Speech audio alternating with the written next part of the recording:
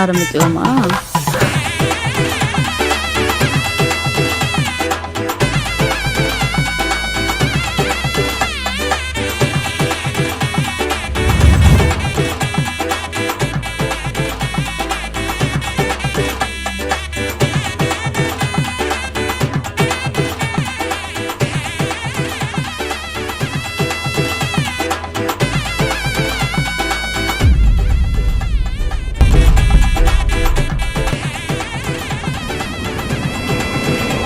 ஏய் இல்லைங்க, இது வேணாம்.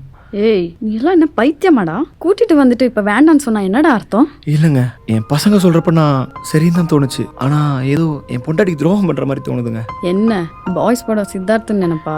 இல்லைங்க, இதுக்கு நான் சரிப்பட்டு வர மாட்டேன். என்னை விட்டுருங்க.